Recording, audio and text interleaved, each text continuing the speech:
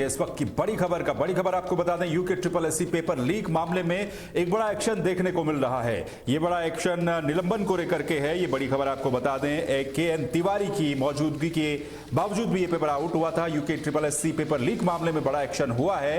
एक अधिकारी को निलंबित कर दिया गया है। सेक्टर मजिस्ट्रेट KN तिवारी को निलंबित इस पूरे मामले में कर दिया गया है। पहली बड़ी कार्रवाई देखने को मिल रही है। सेक्टर मजिस्ट्रेट के पद पर तैनात थे KN तिवारी। ड्यूटी के दौरान लापरवाही बरतने के आरोप इनके ऊपर लगे हैं, जिसके बाद निलंबित कर दिया गया है KN तिवारी को। उनकी मौजूदगी के बावजूद भी पेपर आउट हुआ था। जिस कॉलेज में जिस सेंटर पर यह एग्जाम हो रहा था उस पर उनकी ड्यूटी लगी हुई थी। सेक्टर मजिस्ट्रेट के पद पर वो तैनात थे, जिसके बाद अब उन्हें निलंबित कर दिया गया है। तो UK triple SC paper leak मामले में लगातार जो विवाद प्रदेश भर में चलता रहा, इस मामले में फिलहाल ये एक बड़ी कार्रवाई की गई है और फिलहाल इस पूरे मामले में परीक्षा में लापरवाही और कर्तव्यों के प्रति असंवेदनशीलता पाए जाने पर सेक्टर मजिस्ट्रेट के पद पर तैनात KN तिवारी, जो कि परियोजना निदेशक जिला ग्राम्य विकास अभिकरण हरिद्वार के पद पर तैनात थे, इनको तत्काल प्रभाव से निलंबित कर दिया गया है। अब तक की जांच में जो बातें सामने आई हैं उसके आधार पर यह कार्रवाई की गई है और यह बताया गया है कि अधिकारियों की मौजूदगी के बावजूद भी केंद्र पर परीक्षा की पारदर्शिता और निगरानी सही से नहीं की जा सकी, जिसके चलते 12 प्रश्न बाहर भेजे जाने जैसी गंभीर घटना हुई है। तो सेक्टर मजिस्ट्रेट KN तिवारी को इस पूरे मामले में निलंबित कर दिया गया है। फोन लाइन पर मनीष कागरान हरिद्वार से हमारे साथ जुड़ चुके हैं, उनका रुख कर लेते हैं। मनीष, क्या अपडेट अभी तक फिलहाल इस पूरे मामले में है? ये पहला बड़ा एक्शन देखने को मिल रहा है, सेक्टर मजिस्ट्रेट को निलंबित कर दिया गया। हाँ, बिल्कुल दिग्विजय, जिस तरीके से आप देखिए देहरादून के अंदर एक टीम भी गठित करी गई है जिसकी जांच के लिए आप देखिए, उसके बाद ये एक बड़ा ये आदेश जारी हुआ है। क्योंकि सबसे पहले दर्शकों को समझा भी दें कि किस तरीके से एक केंद्र पे किन किन लोगों की तैनाती होती है। देखिए दिग्विजय, सबसे पहले जब भी कोई केंद्र बनता है तो उसमें जो यूके SSC का जो एग्जाम होता है उसमें एक पर्यवेक्षक होता है जो किसी भी कॉलेज का प्रधानाचार्य या टीचर हो सकता है, वो सेंटर के अंदर ही मौजूद रहता है। जो बीच की कड़ी होती है, आयोग और केंद्र जो होता है उसकी बीच की वो कड़ी होती है। कोई भी दिक्कत परेशानी हो तो वो कड़ी को, वो जो व्यक्ति होता है, पर्यवेक्षक होता है, उस कड़ी को देखता है। इसके बाद आप देखिए सेक्टर मजिस्ट्रेट की तैनाती होती है। जो पूरा आप देखिए जो पैकेट जो आते हैं, सुबह सुबह जो पैकेट आते हैं, बंडल, बुकलेट और OMR के आते हैं, सेक्टर मजिस्ट्रेट लेके आता है। उसके बाद उस सेंटर की पूरी जिम्मेदारी सेक्टर मजिस्ट्रेट की होती है। तो देखिए कितनी बड़ी बात यह है कि उस कमरे के अंदर जो सेक्टर मजिस्ट्रेट वहां मौजूद थे, उसके बावजूद भी जो 18 कमरे थे उसमें से 15 कमरों में ही जैमर लगाया गया। तो कहीं ना कहीं बहुत बड़ी चूक भी थी कि 3 कमरों में जैमर क्यों नहीं लगा और उसकी रिपोर्ट आयोग के सेक्टर मजिस्ट्रेट ने क्यों नहीं भेजी होगी। तो कहीं ना कहीं अगर देखा जाए तो इसकी जांच भी चल रही है और इसमें प्रथम दृष्टि में यही प्रतीत होता है कि जो NK तिवारी थे, जो KN तिवारी थे, जो परियोजना निदेशक जिला ग्राम विकास अभिकरण के, उनको इसमें सस्पेंड करा गया है। तो ये बड़ी कार्रवाई इसमें देखने को मिल रही है और इनको निलंबित किया गया है। और इनको अगर देखा जाए तो जो आयुक्त है ग्राम विकास कार्यालय से इनको संबंध किया गया है। दिग्विजय जी बिल्कुल मनीष, क्योंकि ये जो पूरा एक तरीके से नकल वाला प्रकरण सामने आया है, लीक वाला प्रकरण सामने आया है, इसकी बहुत सारी जो बातें हैं वो हरिद्वार से ही जुड़ी रही। ऐसे में एक अधिकारी के ऊपर तो ये गाज गिर चुकी है, क्या संभावनाएं है कि इस पूरे मामले में कुछ और अधिकारियों पर भी गाज गिर सकती है? बिल्कुल दिग्विजय, क्योंकि बहुत बड़ा मामला है और ये भी एक बहुत बड़ी कार्रवाई है क्योंकि सेक्टर मजिस्ट्रेट को इसमें निलंबित किया गया है। देखिए जो ये सेंटर जो पड़ा था जिसमें ये जो पेपर लीक आए थे, जो 12 प्रश्न की बात प्रशासन कह रहा है कि 12 प्रश्न इसके अंदर मोबाइल के थ्रू बाहर निकल के आए थे। ये जो सेंटर है ये आदर्श बाल सदन इंटर कॉलेज है, जो कि बहादुरपुर जट जो ग्राम है वहां पर ये स्थित है। और आप देखिए कि इसमें भी बहुत बड़ी कार्रवाई देखने को मिलेगी क्योंकि आप देखिए बहुत सारी चीजें ऐसी जो केंद्र जो व्यवस्थापक थे, इसके अलावा भी जो वहां पर जो लोग थे उनसे पूछताछ जारी है। हर जितने भी जो शिक्षक थे, जो ऑब्जर्वर थे, जो वहां पर उनकी ड्यूटी थी, सबसे एक के बाद एक लगातार इसमें जारी है और कहीं ना कहीं बहुत सारी चीजें निकल करके सामने आ रही है। पर देखिए जब तक कि कोई इसमें अधिकारी को बयान ना है, क्योंकि बहुत सारी, अगर हम सूत्रों की बात भी करें तो बहुत सारे प्रश्न भी यहाँ पर खड़े हो रहे हैं क्योंकि जिस तरीके से मोबाइल क्या है कि आप पैर की सॉक्स में रख करके मोबाइल को लिया गया है, या टॉयलेट में जा करके करा गया, या 11 बजने के बाद, क्योंकि 11:30 आप देखिए 11:30 के बाद ही टॉयलेट जा सकते थे। तो इस तरह की बहुत सारी जो चीजें हैं निकल करके आ रही है। देखिए जो खाली था वो दीवार फाड़ करके अंदर आया, चेकिंग नहीं हुई। तो ये जो बहुत सारी चीजें, इन सब पहलू पे जांच की जा रही है और जांच करके ही कोई ना कोई फिर उसके बाद आधिकारिक जो बयान इसमें आएगा। तो एक बहुत बड़ी ये जो चूक हुई है, जिससे कि कहीं ना कहीं आप देखिए जो जो जो बेरोजगार है, युवा जो बेरोजगार है, जिन्होंने बड़ी कड़ी मेहनत इसमें अंदर करी है, तो कहीं ना कहीं उनको भी एक बड़ा ये धक्का लगा है। दिग्विजय जी बिल्कुल। और मनीष, हम एक चीज और, क्योंकि इस पूरे मामले में जब फोन वो ले जाने की बात हो, चाहे तमाम तरह की चीजों की बात हो, जैमर को लेकर के एक बहुत बड़ा सवाल उठा था और ये जो बातें निकल करके सामने आई थी कि भाई 18 कमरे उस सेंटर में थे, 18 में से 15 जैमर वहां पर थे, एक कमरे के लिए एक जैमर होना चाहिए था। और सहयोग इसको माने या फिर एक प्री प्लान तरीके से माने कि उसी कमरे में रूम नंबर 9 में जैमर नहीं होता है, उसी में खालिद बैठा हुआ। तो ये तमाम तरह की चीजें हैं जो इसका दायरा बढ़ाने की और कहीं ना कहीं संकेत देती है कि इसमें और लोगों का इन्वॉल्वमेंट भी हो सकता है। हालांकि वो बात स्पष्ट तो अब खालिद ही करेगा कि कौन कौन इसमें इन्वॉल्व था।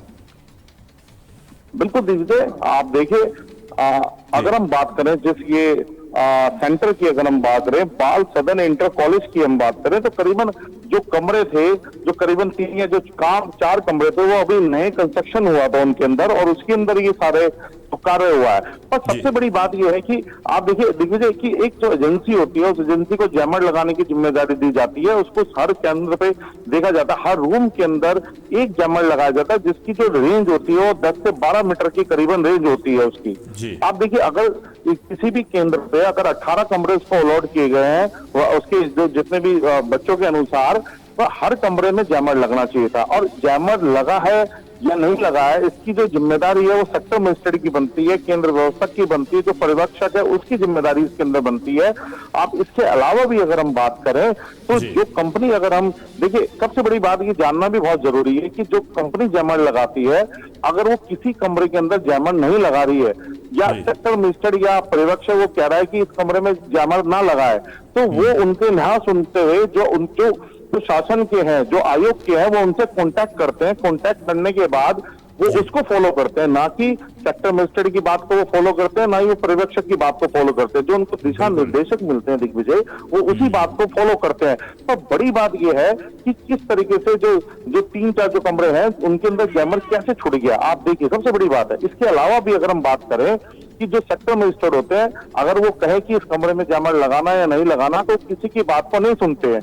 देखिए बड़ी महत्वपूर्ण बात भी है, जिस तरीके से आप देखिए 2 या 3 सालों से इस तरीके की जो पेपर लीक होने वाली जो खबरें आ रही है, आयोग पे भी बड़े से सवाल खड़े हो रहे हैं। उसको देखते हुए आप देखिए इस पेपर के अंदर पहले से ही, हमने इससे पहले भी बताया था कि ये जो पेपर था, इस हरिद्वार जो कप्तान है उसने इस तरीके से ब्रीफिंग ली थी, जिस तरीके से हरिद्वार के अंदर जो बड़े बड़े जो मेले होते हैं उनकी ब्रीफिंग ली जाती है। और सबसे बड़ी बात इसके अंदर ये है कि इसमें जो सचिवालय के जो लोग थे वो डायरेक्ट इसके अंदर इन्वॉल्व थे, जो और बड़े बड़े जो अधिकारी सचिव की इसकी ड्यूटी यहाँ पर लगा रखी थी। तो उसके बाद भी इतनी बड़ी चूक हो गई, तो कहीं ना कहीं एक बहुत बड़े, आप देखिए जो परतें जब निकलेगी, खुलते हुए निकल के आएगी, एक के बाद एक परतें निकल करके आएगी, तो बहुत सारी चीजें सामने आएगी और कईयों के राज खुल सकते हैं इसके अंदर। दिग्विजय जी बिल्कुल, तो बहुत सारी चीजें निकल करके सामने आएंगी। बहुत बहुत शुक्रिया इस खबर पर अपडेट देने के लिए मनीष आपका। तो ये पूरा मामला है जहां पर एक बड़ा एक्शन लेते हुए जो सेक्टर मजिस्ट्रेट के पद पर तैनात थे अधिकारी के.एन. तिवारी, उनको फिलहाल निलंबित कर दिया गया है। अब देखना यह है कि आगे इस पूरे मामले में और क्या क्या एक्शन देखने को मिलते हैं।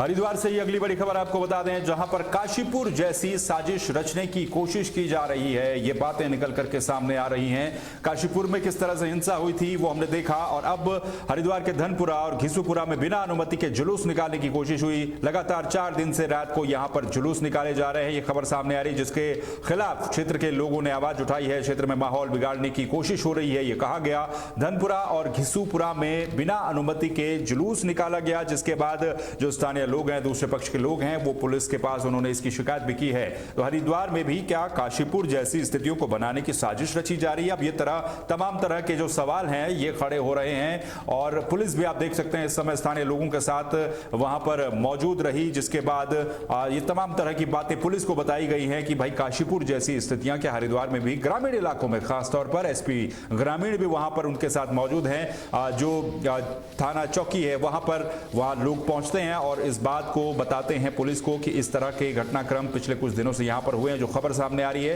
कि 4 दिनों से रात के समय जुलूस निकालने की बात सामने आई है। ये एक और तस्वीर आप देखिए, इस समय जो जुलूस निकाला जा रहा है और इससे कहीं ना कहीं दहशत का माहौल भी लोगों में है और इसी बात को लेकर के पुलिस के पास वहां पर चाहे वो हिंदू संगठन हो वो या फिर दूसरे संगठन, वो तमाम संगठन पहुंचते हैं और अपनी बात को कहते हैं।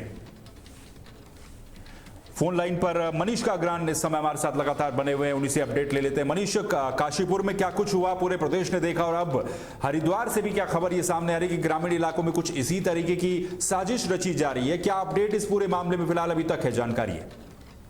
बिल्कुल, देखिए सबसे पहले ना बहुत जरूरी है कि जो धनपुरा का इलाका है, जो घिसापुरा का जो इलाका है जी, इस इलाके के अंदर आप देखिए मुस्लिम बहुमूल्य ये क्षेत्र है और यहाँ पर ये जो घटना है ये पहली बार नहीं है। इससे पहले अगर हम बात करें 3-4 साल पहले की अगर हम बात करें तो यहाँ पर जो हिंदू परिवार थे वो अपने जो घरों को ताला लगा करके यहाँ से उन्होंने प्लान भी कर दिया था। तो इस तरह का जो सिस्टम था प्रशासन ने, आप देखिए कुछ हिंदू जो नेता थे उन्होंने वहां पर धरना प्रदर्शन करा गया और जो हिंदू जो परिवार थे उनके अंदर विश्वास जगाया, उनको दोबारा वहां पर लेकर के आया है। अगर देखा जाए तो इन जो क्षेत्रों में जो हिंदू परिवार है वो प्लान करना शुरू कर गए थे। आप देखिए अभी अगर हम बात करें 1-2 दिन की जो बात करें तो जिस तरीके से पूरे उत्तराखंड के अंदर काशीपुर का जो मामला है किसी से छिपा नहीं है। तो आप देखिए 1-2 दिन में पहले ही एक सोशल मीडिया पे जो वीडियो जो वायरल हुई, जो आपकी धनपुरा की जो वीडियो थी, इसमें जो मुस्लिम जो लोग थे उन्होंने रात को जुलूस इस तरीके से निकाला जिससे कहीं ना कहीं जो हिंदू परिवार के जो थे उनमें दहशत का इसके अंदर माहौल रहा है। आप देखिए कल रात की बात है और जितने भी हिंदू जो लोग थे, जितने हिंदू संगठन थे, हिंदू लोग थे, उन्होंने फेरूपुर चौकी का घेराव किया। वहां पर जो पुलिस चौकी का उन्होंने गिरा, प्रशासन का घेराव किया है क्योंकि एक डर का माहौल इस समय वहां पर है। देखिए जो माहौल जो 3-4 साल पहले का था वो माहौल यहाँ पर दोबारा से गरमरा रहा है और कहीं ना कहीं जो हिंदू जो परिवार के जो लोग हैं वो कहीं ना कहीं इस समय दहशत में। जिस तरीके से ये जो घटनाएं जो निकल करके आ रही काशीपुर वाली और जो दूसरी घटनाएं निकल के आ रही, तो कहीं ना कहीं ये जो रात को जो जुलूस लगाना है, क्योंकि देखिए दिग्विजय कोई भी जुलूस लगाएं उसकी अनुमति प्रशासन से लेनी पड़ती है और देर रात के लिए कोई जुलूस निकालने की कोई इजाजत भी प्रशासन नहीं देता है। पर देखिए जिस तरीके से बिना अनुमति की और इस तरीके से ये जुलूस निकाला जा रहा है तो कहीं ना कहीं जो हिंदू जो लोग हैं, हिंदू जो परिवार हैं, जो क्षेत्र के अंदर रह रहे हैं इस समय, उनमें कहीं ना कहीं दहशत का माहौल है।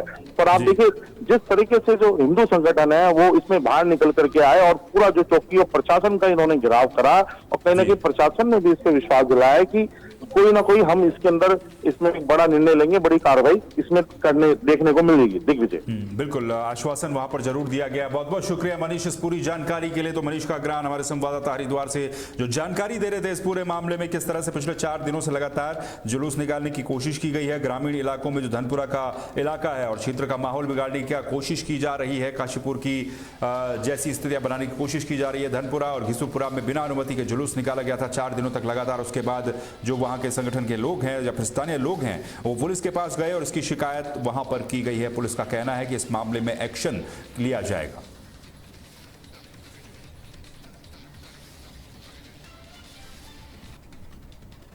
जालौन से एक खबर सामने आ रही है जहां पर एक वाहन को खड़ा करने को लेकर के 2 पक्षों में जम करके विवाद हुआ है और इसी विवाद में 2 पक्षों के बीच में मारपीट भी देखने को मिली है, जिसमें एक युवक को लात घुसे और डंडों से पीटा गया है, उस पर हमला किया गया। आपसी विवाद में 2 पक्षों में जमकर मारपीट का मामला ये सामने आया है। युवक पर लात घुसे और डंडों से हमला किया गया, ये बात भी सामने आ रही है। ये सीसीटीवी फुटेज भी इस पूरे मामले की सामने आई है। ये पूरी घटना दुकान में लगे सीसीटीवी कैमरे में कैद हो गई, जहां पर मारपीट साफ तौर पर दिखाई दे रही है। पुलिस इस पूरे मामले की जांच में फिलहाल जुट चुकी है। जालौन से खबर है जहां पर वाहन खड़ा करने को लेकर 2 पक्षों में कहासुनी होती है, मारपीट होती है और फिर दुकान के अंदर मारपीट का ये वीडियो भी सामने आता है। फिलहाल पुलिस इस पूरे मामले में सीसीटीवी फुटेज के आधार पर जांच में जुट चुकी है।